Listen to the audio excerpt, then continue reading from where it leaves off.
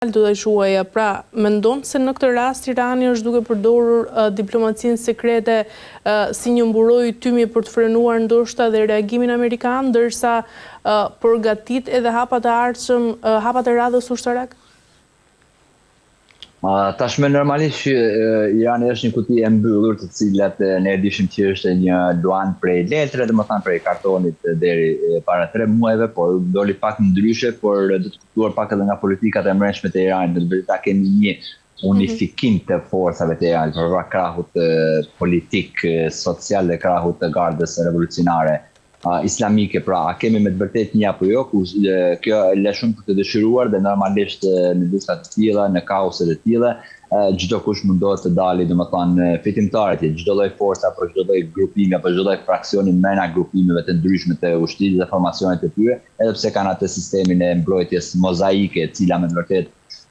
dha një dëm shumë të madh për rajonin, për Izraelin, për Amerikën dhe për atë fuqinë amerikane e cila e tregoi për shembull në Venezuela me Maduro, atë nuk e arriti ta tregonte dot, kurse me parë nga diplomacia e Iranit, me të vërtetë që Irani çdo gjë vazhdimisht dhe ndoshta edhe historikisht e ka që ta shtrihë në kohë, pra ta lej në kohë negociata. Këtë do të thonë këtë ka ndjek Irani dhe duket që ka dhënë një sukses qoftë në kohën e Obamës si bën atë marrëveshjen për nuklearizmin, po ashtu edhe gjatë viteve të fundit apo gjatë muajve të fundit, dhe a jep një fitore Iranit kësaj, kjo do ta shohim edhe pak ndryshe mendoj unë, sepse Irani është për mbrojtje, pra nuk është për luftim, nuk është pushtues si Amerika dhe si Izraeli, por është për mbrojtje. Dhe deri më tani ka arritur të mbikëqendrojë, pra dhe të japi zarare, të japi dëmet e konsiderueshme Amerikës, për shembull Gerald Ford, anija më e madhe lundruese aeroplan bajse në botë, domethënë edhe pse neve na thuhet që doli një zjarr atje në magazinin në depon e lavatriçeve, kjo është shumë për të dëshiruar, sepse është anija më e shtrejta e gjithë botës, dhe nëse ata inxhinierët dhe arkitektët nuk e kanë menduar nga lavatriçe me dalë një zjarr, kjo është shumë për të dëshiruar, dhe ato anijat e mëdha luftarake të Amerikës tashmë janë shumë larg zonës të cilat thuhet ose mendohet pak, ose ka gojdhëra shumë të ndryshme të cilat Irani ka arritur t'i dëmtojë këto, dhe dëmtimi këtyre me të vërtetë që Amerikën e ka të hequr, por nëse i kthehen pyetjes suaj, domethënë me 2-3 fjalë, do të thënë kjo që paqja atje, domethënë jo paqja, sepse paqja nuk do të ketë në lindjen e mesit për dekada me radhë, por pushimi i luftës atje është i detyrueshëm për Amerikën, por edhe për Iranin. Vetëmi vend që nuk e do pushimin e luftës është Izraeli, por në këtë kontekst Izraeli është shumë i vogël, nëse nuk i konvendon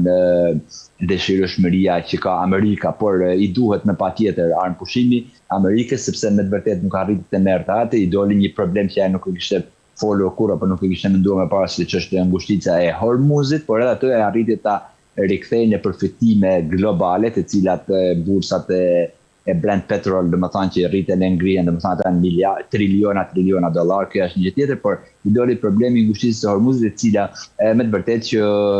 një armë bërthamore në thojza tashmë duket sikur i ka kaluar Teheranit, dhe sa do t'ja arrisin Teherani, dhe me bombardimet, nëse pritet edhe këtë javë që të ketë bombardime, pavarësisht asaj që thotë Trumpi kemi paqe, sepse Trumpi që ditën e parë të bombardimeve thotë do të kemi paqe shumë shpejt, i ditë 2 ditë 3 ditë, po janë të gjitha të paktën deri më tani kanë qenë prralla, dhe asnjë gjë reale çfarë ka thënë Trumpi për armë pushimin apo për mbrojtjen e asaj. Edhe ditën e sotme të mëngjesit, nuk e di, ka kaluar në agjencitë ship, gjithsesi është rrëzuar në Hormuz, në ngushticën e Hormuz, një helikopter i ushtrisë amerikane. Pra, tash normalisht Amerika do të thotë që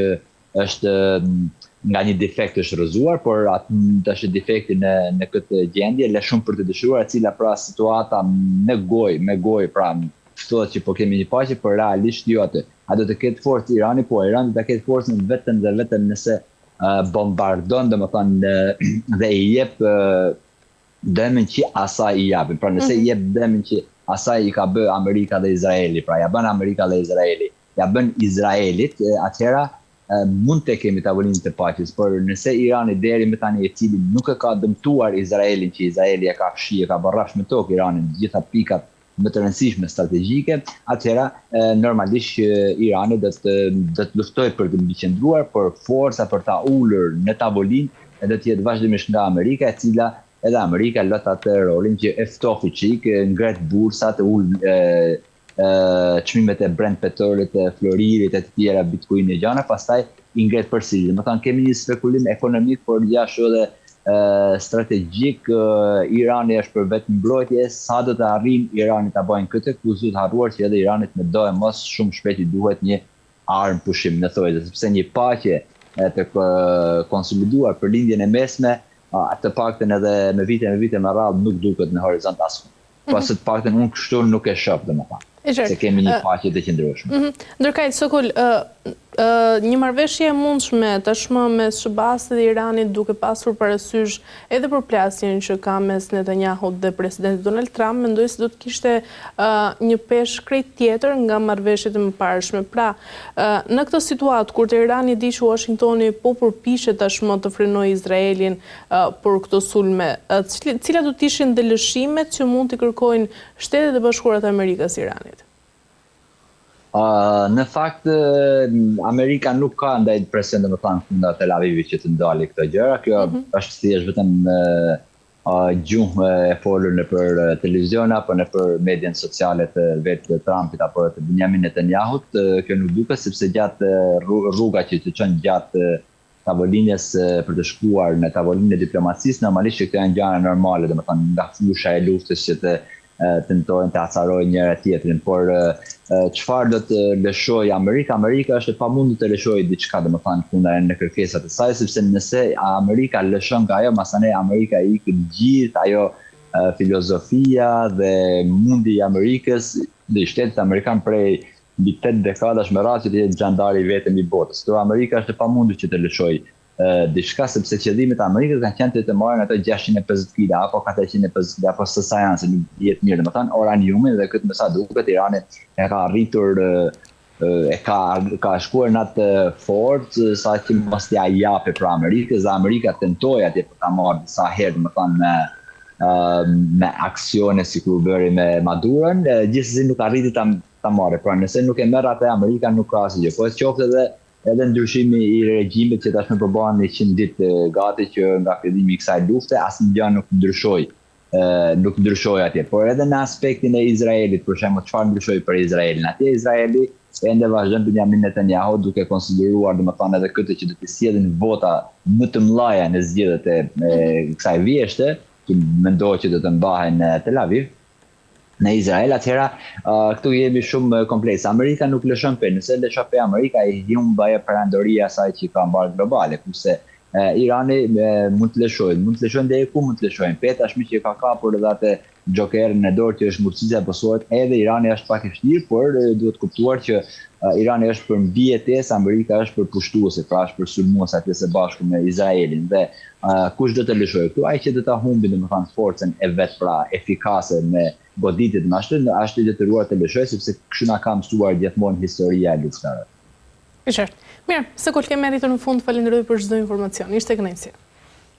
Faleminderit për ftesën. Faleminderit shumë. Mirë, shikues nderuar, kemi arritur në fund të kësaj pjese të parë ku ndalëm tek ajo çka po ndodh tashmë në lindjen e mesme, pas pak do të rikthehemi në pjesën e dytë për të folur mbi protestat në vendin tonë dhe Zvërnecin.